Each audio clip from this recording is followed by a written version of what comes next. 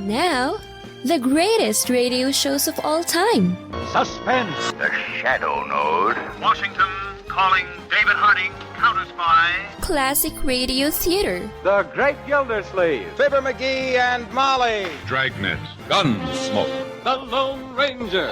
Now, step back into a time machine with your host, Wyatt Cox. Good evening, friends of the Inner Sanctum. Crime drama Dick Kollmar, starring as Boston Blackie. This episode, entitled The Stolen Car Murder Ring, was originally broadcast on April 23rd, 1946. Your move, Harry. Okay, Bill, let's see you get away from my king after this move. Think you got me, huh? Why not? This is why not. Why, you... Sorry, Harry, this is only a checker game. Not the way you play it. Well, you still got a chance, king or no king. Yeah, maybe. If you don't make any more dumb moves, you have. I could answer that, but there's no use partners being sore at each other over a little game of... Just a minute. Bill Morton's garage. Oh, yeah? What kind? Okay, go buy it from the owner right away.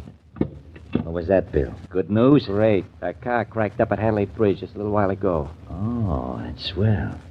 What make? 1942 Buick convertible coupe. 1942 convertible coupe, huh? Yeah, Buick. I'll send Tom out to steal one just like it.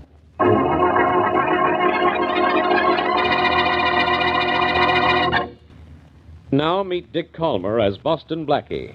Enemy to those who make him an enemy. Friend to those who have no friend.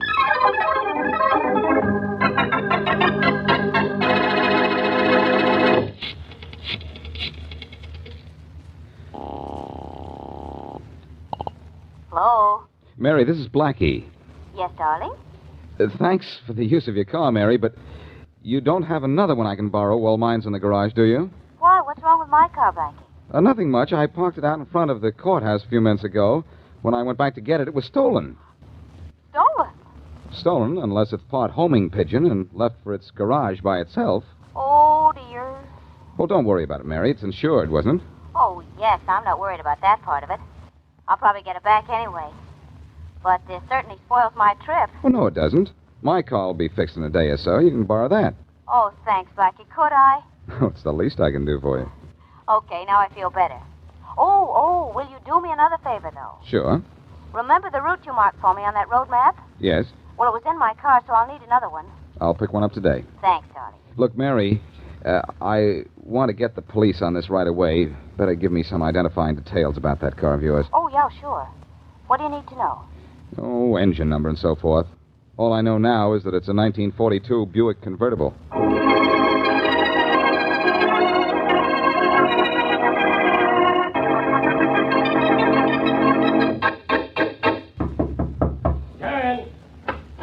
Hello, Faraday. Goodbye, Blackie. I'll say goodbye in a minute, Inspector. First, I want you to do something for me. What is this? Be kind to Boston Blackie week? That's next week. Right now, this is Do Something for Mary Wesley hour. Mary car's been stolen. You come to me about a stolen car? Yes, I know stolen cars are out of your department, but I thought you could use your influence to get some fast action in finding it. You do have influence around here, don't you? I don't think so. At least not enough to keep you out of my office. Well, that's because I have a certain amount of influence myself. Oh, come on, Faraday, be a sport.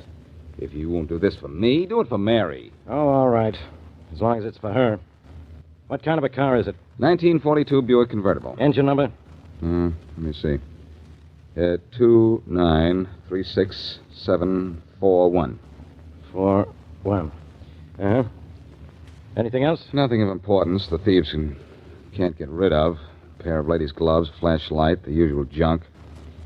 But don't bother about those things. I won't. Oh, there's a slight dent and a rather long scratch on the right rear fender. Dent and scratch on rear fender. Right. Okay, Blackie. I'll do what I can.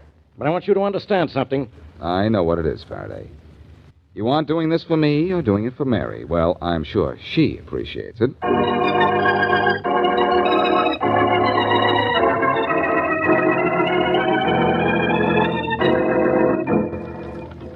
How's it coming, Tom? Okay, Mr. Morton. Pete and I are putting the motor from the wrecked car into the stolen car right now. Lower it easy, Pete. Okay, Tom. Okay. Hey, I know this car. Where'd you pick it up? In front of the courthouse a little while ago, Mr. Morton. Any trouble? Not a bit. Hold it, Pete. Okay. Engine's in place now. Well, a couple of minutes more. I'll have another job all done. Thanks, Pete. You can go back upstairs now. I'll take it from here. Okay, Tom. You can call me if you need me. Yeah. I gotta laugh.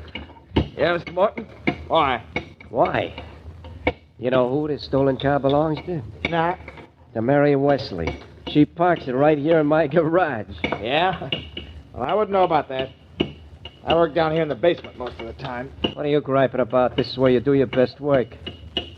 Got everything cleaned out of her car? Yeah. We'll get rid of everything. Don't worry. Good.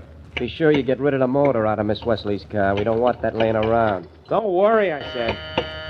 Somebody upstairs wants to get their car out. I guess Pete must be busy. Hold the hammer, Tom. Okay. I'm through anyway. Yeah? Mr. Morton? Yeah, Pete. There's a lady up here wants to see you. It's Miss Wesley. She wants to talk to you. Oh. Tell her I'm not here. Okay. No, wait. I'll send Tom up to talk to her. Okay. Hey, Tom. Yeah, Mr. Morton? The Wesley dame is upstairs. You go talk to her, will you? Talk to her? What'll I say? Nothing. Just hear what she has to say. Okay.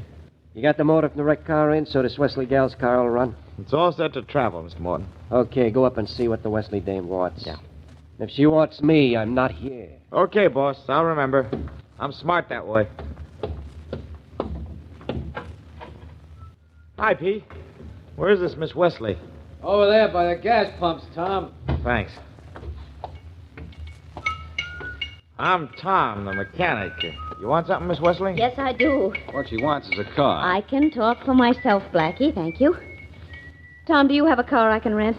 Mine's been stolen. Ah, that's too bad, miss, but we don't have a thing. Well, it was a nice try, Mary. Maybe my garage will let us have one. No, Blackie, we'll just wait till yours is ready. I'm sorry I can't help you, miss. Is that all you wanted? Yes, thanks. Oh, hope you get your car back, miss. Thanks, so do I. Come on, Blackie. Let's hop in a cab and go down to my garage. Maybe they... Say, Pete. Yeah, Tom? Did you get that new grease gun from Barney's? No, not yet. You better run over there and get it right away. I'm going to need it. Okay, but who'll watch things up here? I'm through downstairs. I'll take over. Right. Be back in half an hour. Okay. I'm going downstairs to see the boss a minute.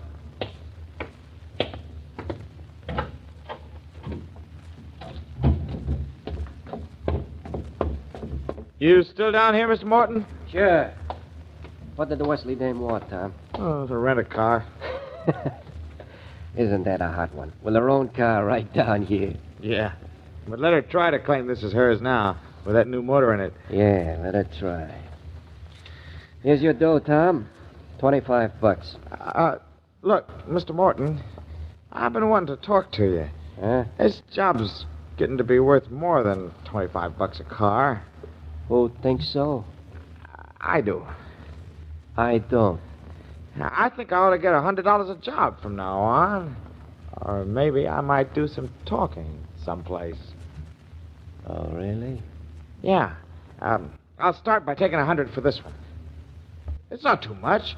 You and your partner, Harry, make almost 1,000 clear on Where's every... Pete? Upstairs? I sent Pete to Barney's for a grease gun. Oh, don't get me off the $100. I want it. It's as simple as that, see? No, it isn't, Tom. It's as simple as this.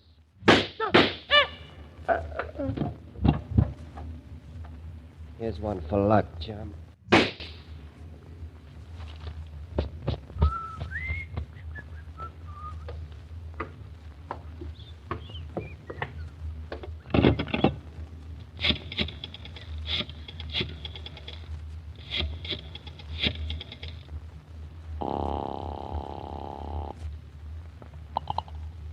Harry's used cars. Harry, this is Bill Morton. I got another car ready for you. The one you picked up today? Yeah, the engine from the wrecked car is in it. In good shape, too. We ought to get $900 to $1,000 for this one. Good. I'll send for it right away. Swell. And by the way, Harry, we'll need a new mechanic. No mechanic? Why? What's the matter with Tom? Tom? Oh, he don't work here anymore.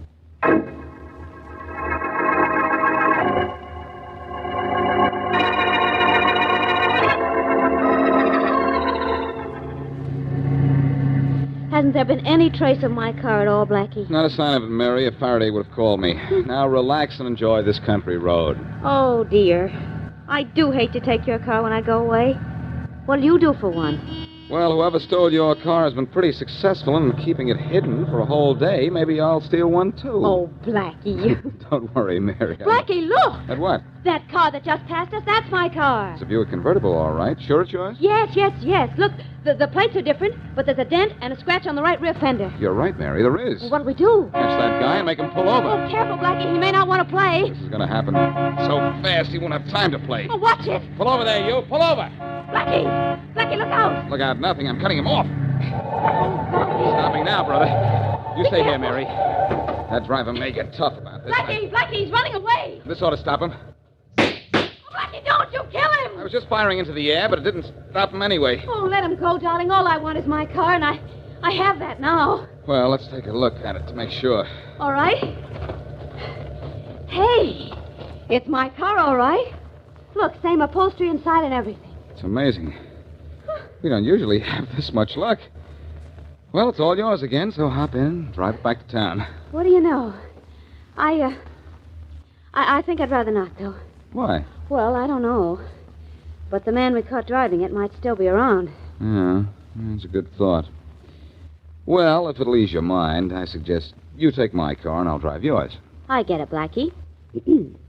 Auto suggestion.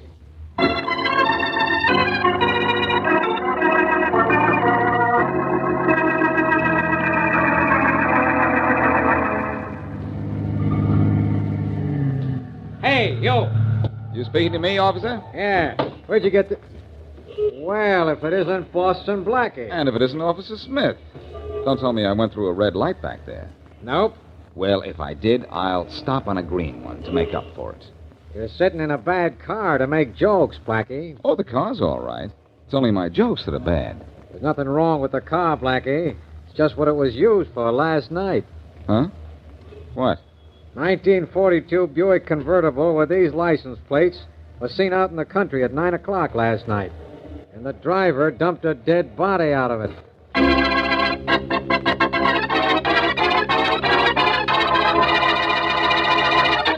April 23rd, 1946, Boston Blackie on Classic Radio Theater with Wyatt Cox.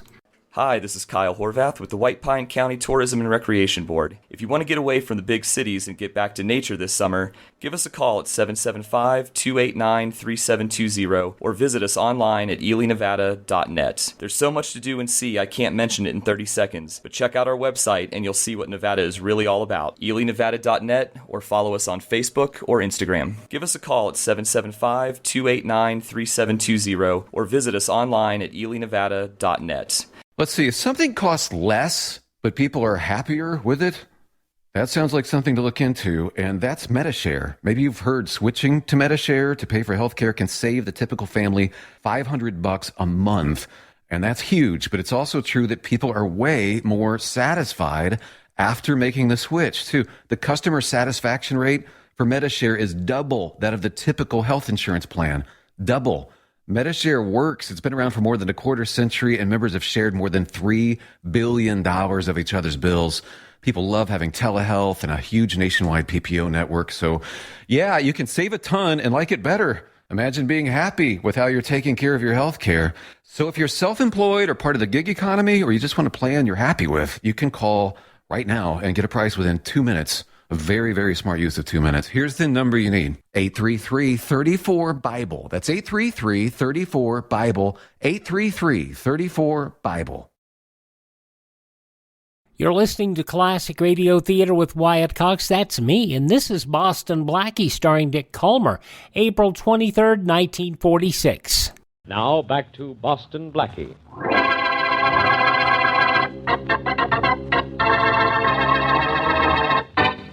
A 1942 Buick convertible is wrecked, and Mary Wesley's car, also a 1942 Buick convertible, is stolen. The thieves buy the wrecked car, lift out its engine, and put it in Mary's car, thereby removing from Mary's car one of its surest means of identification, the engine number. Tom, the mechanic who switches the engines from the wrecked to the stolen cars, threatens to go to the police if he's not given more money. So Bill Morton, his boss, shoots and kills him. The next day, Blackie spots Mary's car and forces it to the curb. The driver flees, but Blackie drives Mary's car back to town, where a policeman informs him that a dead body had been dumped from that car the night previous. As we return to our story, Blackie has been taken to Inspector Faraday's office. So you killed a guy, huh, Blackie? And stole a car, huh? And drove out in the country, huh? And dumped the body, huh? And you thought you could get away with it. You forgot the last huh, Faraday. Huh? All right, huh? Now, look, you. You came in here yesterday and asked me to find a stolen car for you. Mary Wesley's car. That wasn't stolen, was it? You had it. I didn't have it, Faraday. Not until just now. I caught a guy driving it, forced him to the side of the road, and took the car away from him. Oh, great story. Where's the driver you took the car away from? Well, he got away. Yeah. I was only interested in getting Mary's car back. I wasn't interested in chasing... Inspector Faraday. Maryland's? I checked the motor numbers in that car Blackie was driving. And they were the engine numbers of Mary's car, right? No, Blackie. Wrong. They weren't. What?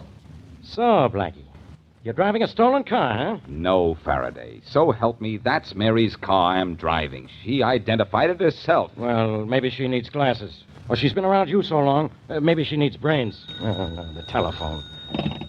Faraday speaking. Inspector Faraday, this is Callahan in the stolen car department. Don't bother me. Look, Inspector, you asked us to find a 1942 Buick convertible stolen from a Miss Mary Wesley. Well? We just got a call from Leonard Wells that somebody stole a car from him about an hour ago. And it was a 1942 Buick convertible. I know the answer to that one, Callahan. I've got the guy who lifted it. I'll handle this. Hey, thanks. Thanks a lot. Blackie, what's the matter with you? The car you're driving belongs to a Leonard Wells, not a Mary Wesley. What? Faraday, there's something wrong here. I'll say there's something wrong here. I just said that. Look, give me a couple of hours and let me find out what this is all about. Nothing doing. Oh, come on, Inspector. Be a sport. No. Why not? Aren't you the athletic type? I'm the type who can't stand jokes like that. But I'll give you 2 hours. And if you haven't cleared yourself in that time, you'll get 2 years.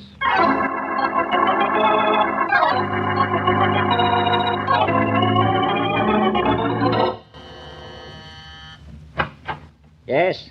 Are you Leonard Wells? Yes? Your car was stolen today, wasn't it? Yes, it was. Gave me quite a scare, too.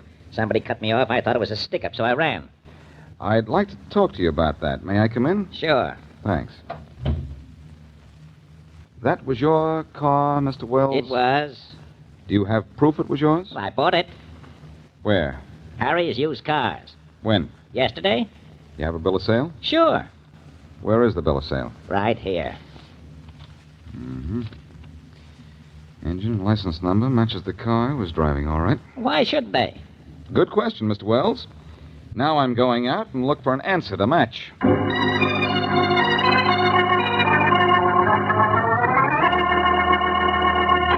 Are you the owner of this car lot? Yeah, I'm Harry. Got best used cars in town right here. I don't doubt it. Can you give me a little information? Sure. Be glad to give you anything you want, mister. Did you sell a car to Leonard Wells today? Yeah, sure did. Fine car, too. One of the best I've had in a long time. A 1942 Buick convertible. He recommend me to you? Yes, in a way. Where'd you get the car, Harry? I bought it, mister. A fellow by the name of Jack Brown. Banged it up at Hanley Bridge night before last. I bought it from him. Jack Brown, huh? Thanks. Oh, think nothing of it, mister. Think nothing of it.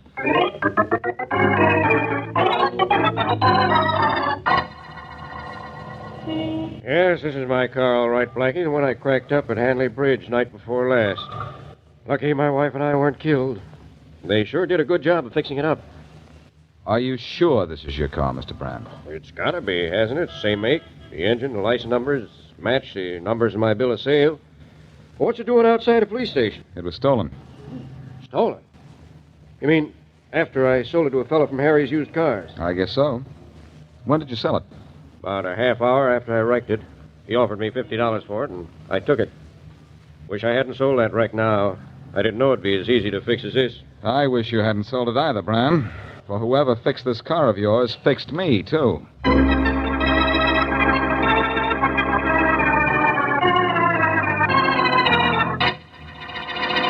Look, Blackie, you got 10 minutes of your 2 hours to go. Now, why do you bother going to the morgue? Because, Faraday, I followed every other lead and got nowhere. Maybe seeing the body that was dumped out of the car you say I stole will do me some good. Why don't you give up? I wouldn't give you that much pleasure. Where's the body? On that table over there. Let's have a look at it. Okay. But you still have only 10 minutes. No, 9 minutes. Get out of that car stealing rap. I know.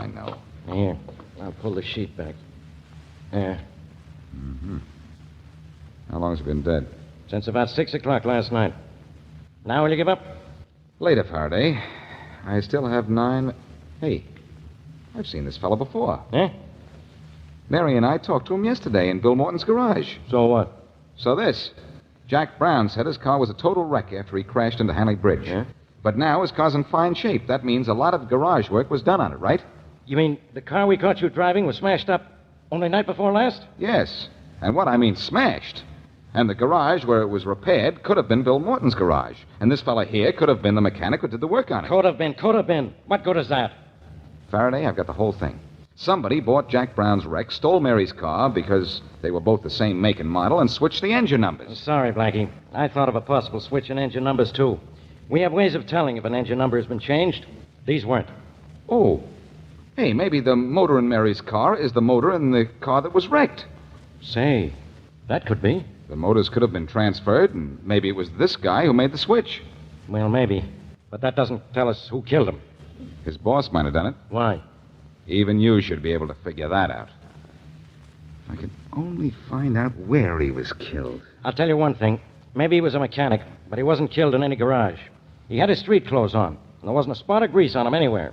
Not on his clothes, Faraday. But look at his hands. They're covered with grease. What does that prove? Yes, what does that prove? Boston Blackie, April 23rd, 1946. The conclusion comes up next on Classic Radio Theater with Wyatt Cox. No offense, but are you a little fat when you look in the mirror? How would you like to learn the secrets to lose 3 to 5 pounds a week easily without joining the gym or going through any crazy diets? It's called Body Sculpt by Med Diet. For the last 2 decades, we've been helping people just like you that have pounds they want to shed. We've helped millions of people lose thousands and thousands of pounds over the years. And now it's your turn. Learn the secrets of how to lose weight with one simple phone call. You'll see an amazing difference in a matter of days. Don't believe us? We'll offer you a money-back guarantee. If you're ready to start losing weight right now, call right now to learn more about your risk-free order to Body Sculpt. Call for your risk-free offer. 800-738-5332. 800-738-5332. 800-738-5332. That's 800-738-5332. Are you in bad pain? You know what I mean. Your knees hurt. Your shoulder hurts. Your elbow and back are constantly killing you. And I'm sure you've tried every pain pill or cream available at the drugstore. Am I right? Well, here's something you haven't tried. Pain Magic. Pain Magic is not available at any drugstore. The only place you can get it is by calling the special toll-free number I'm about to give you. And to make things even better, call right now and find out about our buy one, get one free offer. We're so confident it'll work for you that we offer a free bottle with your purchase. No prescription required. Call now to learn how you can get Pain Magic and get rid of your pain. Remember, your results may vary. 800-492-8164. 800-492-8164. 800-492-8164. That's 800-492-8164.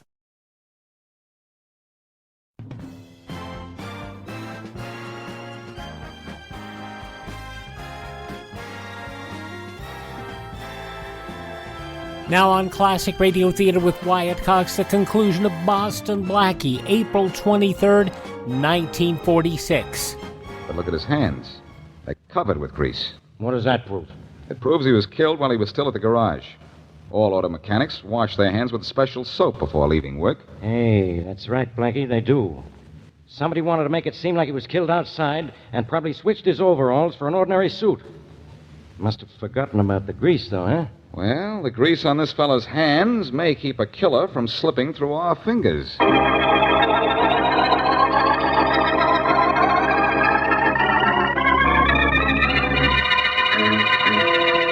you Bill Morton? Yeah? I'm Boston Blackie. Oh, yeah? Yeah. I'm, doing a little investigating into the death of a mechanic who used to work here. You mean Tom? Tom's dead? Very. Oh, say, that's too bad. I wondered why he didn't come to work today. He couldn't very well. You know much about him? No, he was a good worker. One of the best repairmen I ever had. Worked downstairs in his shop. Oh, Tom worked downstairs, huh? Yeah. Mind if I go down there and have a look around? Oh, come on, I'll take you down. Thanks. Watch the steps, they're kind of weak, some of them. Thank you. Kind of dark here when no one's working. Wait, I'll turn on a light. There. Say, some shop you have down here. We like it. We can do most anything to a car when we got a good mechanic like Tom was. Sure hate losing him. I saw Tom here yesterday. Where did you see him last? Down here. He went out that door there. That was the last I saw him. Too bad. Kind of messed up place down here. Well, this is a garage, you know. We don't often have visitors. Now, if we'd known you were coming. Forget it. Oh, say, here's a road map somebody's thrown away. I need one of these. May I have it? I'll get you a brand new one upstairs. No, this is all right. In fact, this is a new one, too. Let's see if it has the right territory inside. Planning on taking a trip? A friend of mine is. Uh-huh. This is what I want.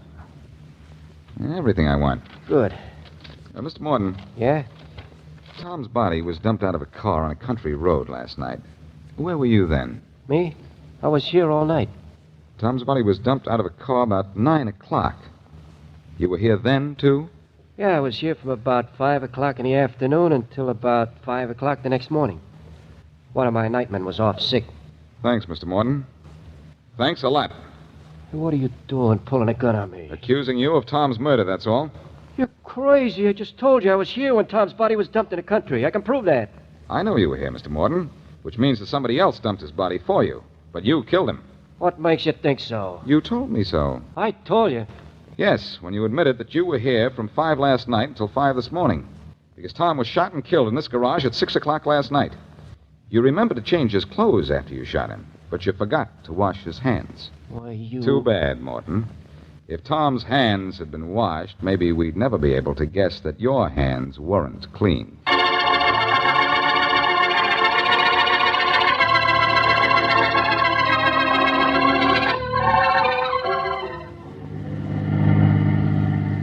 Oh, what a lovely day for a drive in the country, Blackie. I'm surprised you wanted to go with me, Mary. Aren't you leaving on your trip tomorrow? I am. And it'll be such a relief to go in my own car.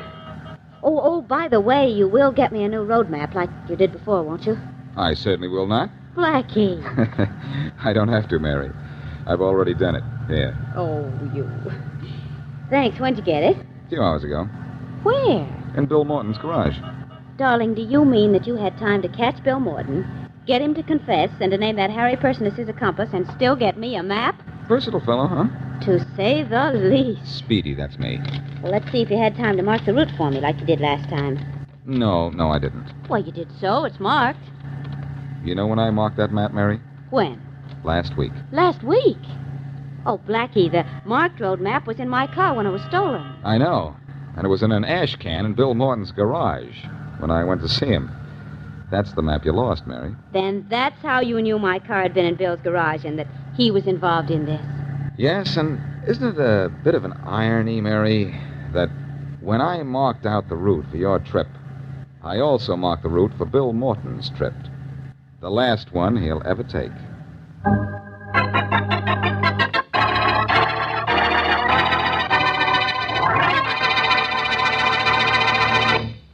April 23rd, 1946, Boston Blackie on Classic Radio Theater with Wyatt Cox. Are you suffering with arthritis or osteoporosis? Do you have diabetes? Did you know that these are just 2 of the hundreds of diseases that have seen improvement with Dr. Wallach's incredible longevity products? You can't get them at a health food store. The only way to get them is to call us at 800-214-0065. That's 800-214-0065. Do you have heart disease, fibromyalgia, or high blood pressure? Do you have a terrible time losing weight? Dr. Wallach can help. He was a veterinarian and cured diseases in animals. He felt that he could do the same for humans, so he became a physician. Over 50 years of research and helping people like you goes into every bottle of Dr. Wallach's amazing discoveries. Do you want to feel better? Learn how to treat the cause of your problem rather than covering up the symptoms with drugs. Call 800-214-0065. That's 800-214-0065. Now on Classic Radio Theater with Wyatt Cox, we start a brand new yours truly Johnny Dollar story, The Lonely Hearts Matter. Part 1 was originally broadcast April 23rd, 1956. From Hollywood, it's time now for... Johnny Dollar. Dave Elwood, Johnny, Northwest Surety. Oh, hiya, Dave. How's the family? Oh, growing like weeds. You wouldn't even recognize I it. guess not. It's been a long time. Say, you free at the moment, Johnny? Well, there's nothing going on here except the rent. What's on your mind? I don't know exactly. Maybe smoke, maybe a fire. I got a girl here in You the office. executives really live. Well, she's pretty enough to... Say, why don't you come on over here and meet her? Social, or do I get paid for it? You get paid. Uh-huh. J. Dollar, Gigolo. Personal attention to Lonely Hearts. Special Lonely rates. Hearts? Why'd you say that? Say what? Lonely Hearts. I don't know. Why? Is it a code of some kind?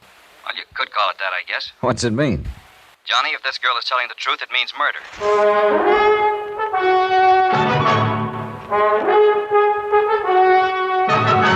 Tonight and every weekday night, Bob Bailey in the transcribed adventures of the man with the action-packed expense account, America's fabulous freelance insurance investigator. Yours truly, Johnny Dollar.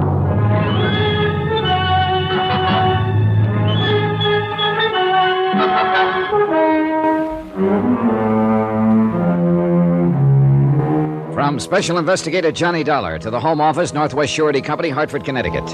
The following is an accounting of expenditures during my investigation of the Lonely Hearts Matter. Item 1, $1.60, taxi fare from my apartment to the Northwest Surety Building in the office of Dave Elwood, Executive Claims Adjuster. A hard-working little man with thinning hair who, even after 20 years in the game, still couldn't help making every claim a personal matter. He met me in the outer office and led me off to one side. She's waiting inside there, Johnny. I wanted to brief you before you met her. Who is she, Dave? Her name is Norma Wells. She's from Chicago. She flew in from there this morning. Hasn't had any sleep, and she's pretty upset. Mm-hmm. What about it? Her father died 3 days ago, suddenly, unexpectedly. What did he die of? Acute enteritis, supposedly. Well, the death certificate hasn't been signed yet. Is that what you meant by murder? Well, his daughter thinks so. Mm-hmm. Was he insured with you? $50,000, term life, written 5 months ago. Who's the beneficiary? This daughter? No, his wife. His second wife, that is. The girl's mother died years ago. Wells remarried a month before the policy was issued. A woman named Mabel Burke. The insurance is payable to her. And the Wells girl thinks she killed him? That's what she says. She's pretty mixed up. Why did she come here?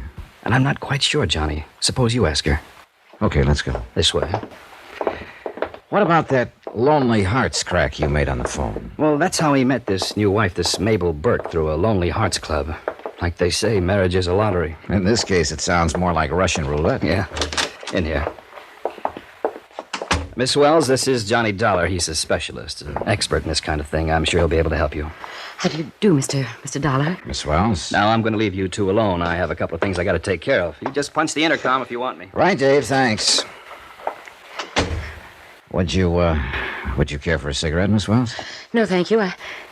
Yes, I will, too. Oh, please forgive me. I just can't seem to think straight. Oh, that's perfectly understandable. Yeah. Thanks.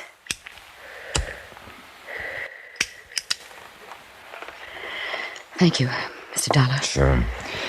Forgive me for being so blunt, but when was the last time you had something to eat? Why, yesterday morning, I guess. Uh-huh. Dave. Yes, Johnny? Suppose you could send out for a glass of orange juice, a hot roll, a pot of coffee? Oh, sure. I'll have one of the girls go get it. Good, thanks. No, please. I really couldn't. You're really going to, though. You're shaking so hard you can hardly hold on to that cigarette. I know. It's so stupid of me. You and your father were pretty close, I imagine. Yes.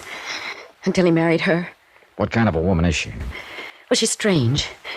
It's hard to explain. She's sort of vague. Fuzzy around the edges, if that makes any sense. It's like she isn't even there sometimes, but away off somewhere in time or space. A little batty? Is that what you're implying? No, not really. She could be as sharp as a tack when she wanted to. But something about her...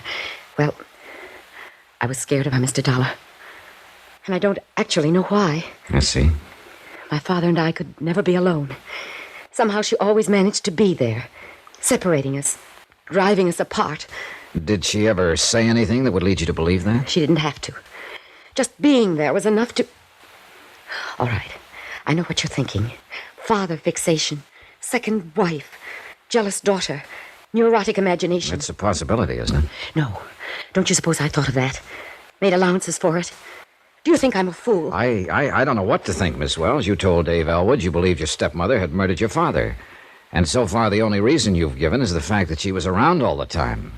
Maybe he wanted her around. Maybe that's why he married her. Of course he wanted her around. That's not what made me suspicious. Then what did?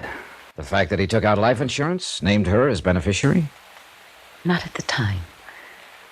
I wasn't suspicious at all, Mr. Dollar. Not until the night he died. Oh, I was hurt, yes, and I felt out of place, so... Well, I moved out of the house 3 months ago and took an apartment off the Loop. But I didn't have the slightest idea she might be planning to kill him. Did he carry any insurance before they were married? Some protection for you in case of... Oh, no, he didn't feel that it was necessary. He'd set up a trust fund, and there's some bonds and so on that I suppose will come to me. I see. No, the policy was entirely her idea.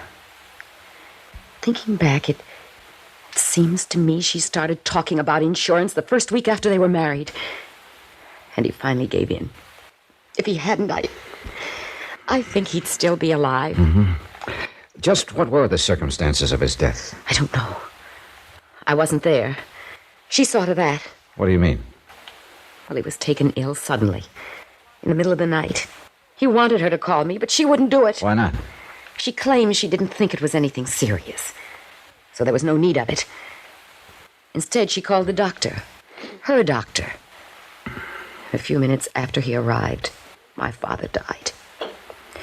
Then they called me, after it was all over. This doctor, is he the one who has refused so far to sign a death certificate? Oh, he was going to sign it all right, until I got there and kicked up a scene.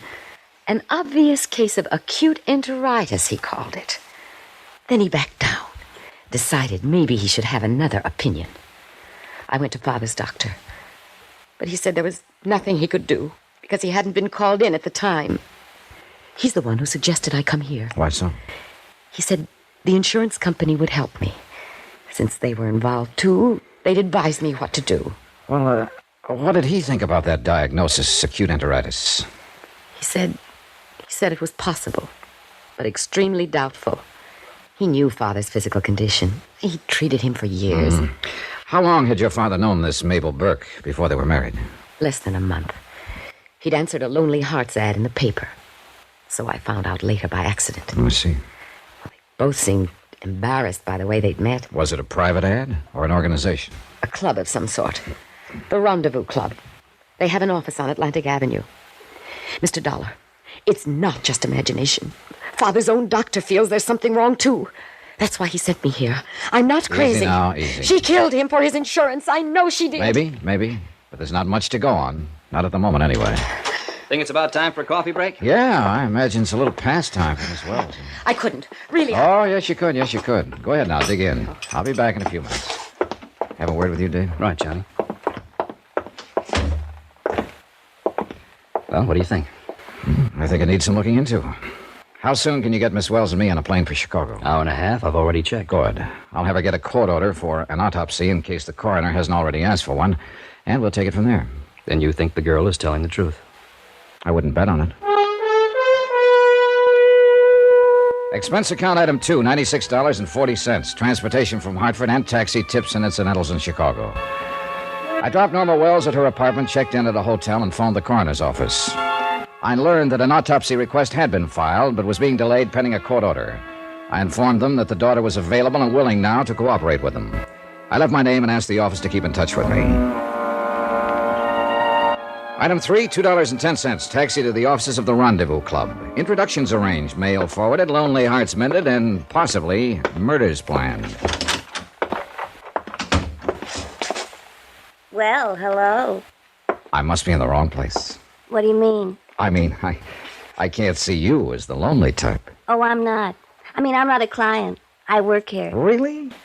For some reason, I'd always had the idea that these clubs were run by sweet old ladies of 75 or so. Oh, well, I don't exactly run it. Or at least I don't own it, if that's what you mean. Hey, you're not a client, for gosh sake. Any rules against it? Well, no. Well, how do I go about it? I mean, becoming a client. Well, you either write in or come in like you are now. Then you fill out a form, tell all about yourself, and attach a photograph, and... Look, Buster, there's no use trying to kid you. Huh? We don't have a woman in our files under 45 years old. Oh, maybe I got a mother complex. What? So I fill out a form. What do you do with it then? We'll keep it on file. Then we send out bulletins to the active members and forward letters back and forth. Or you can come in here and be introduced. And... Look, are you serious? Don't I act serious? Well, I don't get it. A young guy with your looks and... I bet you're selling something. No. As a matter of fact, I just got in town and I'm trying to locate a certain fellow. I was told he's a member of your club. Oh, well, why didn't you say so? What's his name? Jonathan Wells. You probably got his address. Jonathan Wells? Yeah. Have you got a file on him? Who are you? You're with the police. Police? Well, what gives you that idea? Well, I don't know anything about the man you're looking for. No? Well, suppose we check through the file. It's not here. We don't keep the files here. Where do you keep them? They're not here. Well, maybe they're in the next office. Through that door there. No, you can't go in there. Relax now. Take it easy. You have no right in there. I won't let you. Oh, you stop Now, it. you just stand right up there on that desk and stay out of trouble. Let me down. Who do you think you are, anyhow? You get out of here. You go get a warrant if you want to. Who was in here? Nobody. Do you smoke cigars? Of course I don't smoke Yeah, cigars. right there in the ashtray, still burning. Somebody just sneaked out through that door in the hall. Who was he? What's your name? Tetler. Fanny Tetler. How long have you worked here? A year. Hey, I've got a hunch you're not a policeman. I didn't say I was. What about Wells? Have you got a file on him? No. What happened to it? I don't know what you're talking How about Mabel Burke?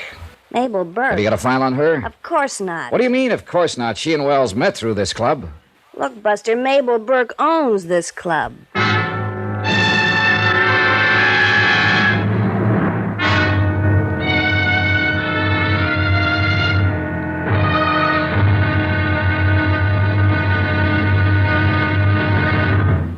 Now, here's our star to tell you about tomorrow's intriguing episode of this week's story. Tomorrow, another day, another husband, another death, and a sweet little old lady rocks and smiles.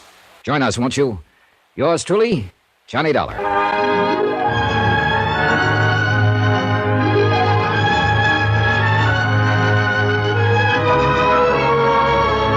Yours truly, Johnny Dollar, starring Bob Bailey, is transcribed in Hollywood. Written by Les Crutchfield, it is produced and directed by Jack Johnstone. Be sure to join us tomorrow night, same time and station, for the next exciting episode of Yours truly, Johnny Dollar. Roy Rowan speaking.